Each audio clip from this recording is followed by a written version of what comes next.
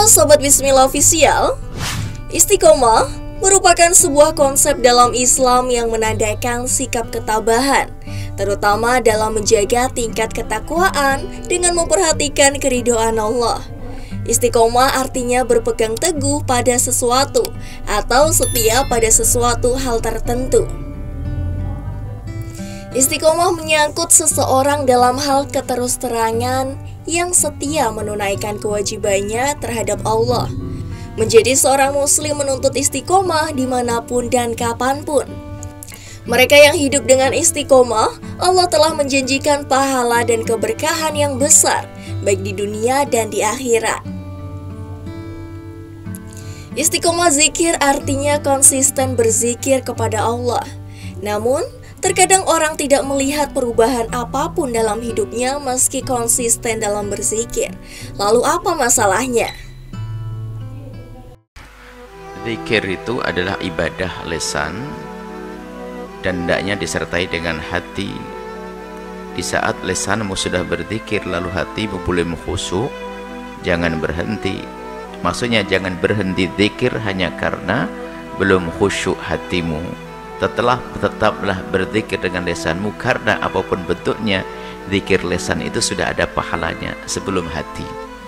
Kemudian setelah hatimu merasakan zikir, maka jangan berhenti juga di saat belum melihat pengaruh dalam perilakumu.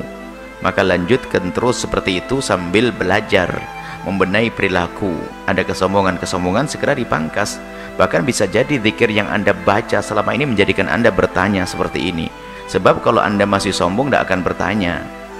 Nah, Anda menghantarkan Anda bertanya, ini adalah bentuk bisa jadi akan terpangkas kesombongan yang selama ini ada di hati Anda. Nah, jadi makanya zikir tetap ada gunanya. Dikatakan jangan berhenti zikir hanya karena tidak khusyuk.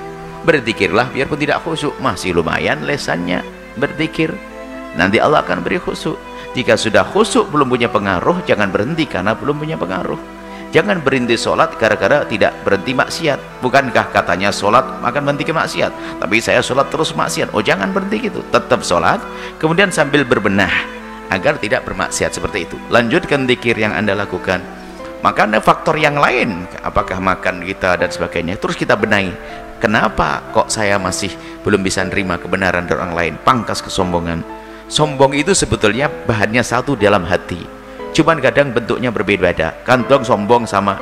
Jadi bisa jadi saya bisa tawadhu kepada sekelompok tapi sombong sama kelompok lain karena dasarnya satu. Jadi tawadhunya tidak tawadhu sesungguhnya. Mungkin kita bisa tawadhu kepada Masya Allah orang gayanya tawadhu. Ini tawadhu karena lagi nyaman aja. Di saat diingatkan mungkin juga nggak terima juga karena dasarnya sombong. Makanya sombong itu satu bentuknya, kadang sama pembantu nggak sombong tapi sama suami sombong. Kadang sama suami tawadhu, sama pembantu sombong. Sama ini ada. Jadi intinya, tapi kalau sudah tawadhu di dalam hati kepada siapapun tawadhu. Kepada siapapun yang paling rendah pun di dalam wujud ini, dia begitu mudah tawadhu, tidak sombong kepadanya.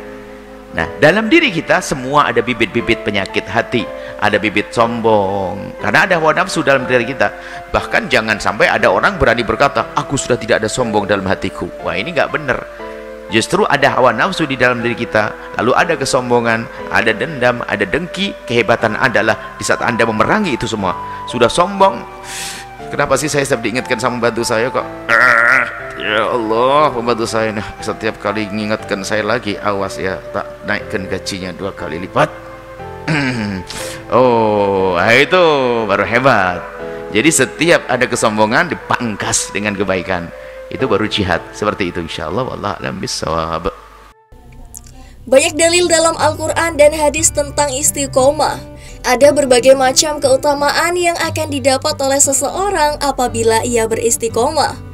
Allah Subhanahu wa Ta'ala berfirman, maka istiqomahlah atau tetaplah kamu pada jalan yang benar, sebagaimana diperintahkan kepadamu dan juga orang yang telah taubat beserta kamu, dan janganlah kamu melampaui batas. Sesungguhnya Dia Maha melihat apa yang kamu kerjakan. Quran Surah Hud ayat 112. Allah Subhanahu wa Ta'ala kembali berfirman dalam ayatnya yang lain, "Maka karena itu serulah mereka kepada agama ini, dan istiqomahlah, tetaplah dalam agama dan lanjutkanlah berdakwah, sebagaimana diperintahkan kepadamu, dan janganlah mengikuti hawa nafsu mereka. Dan katakanlah, aku beriman kepada semua kitab yang diturunkan Allah, dan aku diperintahkan supaya berlaku adil di antara kamu. Allah lah Tuhan kami dan Tuhan kamu. Bagi kami amal-amal kami, dan bagi kamu amal-amal kamu. Tidak ada pertengkaran antara kami dan kamu. Allah akan mengumpulkan antara kita, dan kepadanya lah tempat kembali kita." Quran Surah Syura ayat 15.